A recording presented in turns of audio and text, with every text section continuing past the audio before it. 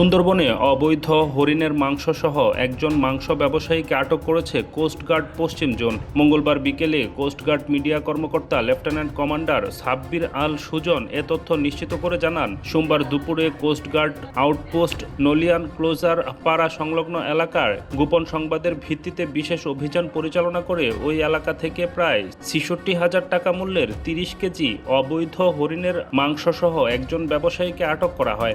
জব্দকৃত হরিণের মাংস এবং আটককৃত ব্যক্তির পরবর্তী আইনানুগ ব্যবস্থা গ্রহণের জন্য নলিয়ান ফরেস্ট টহল ফাঁড়ির নিকট হস্তান্তর করা হয়। বন্যপ্রাণী হত্যা ও পাচার রোধে কোস্টগার্ড ভবিষ্যতেও এ ধরনের অভিযান অব্যাহত রাখবে বলেও জানান।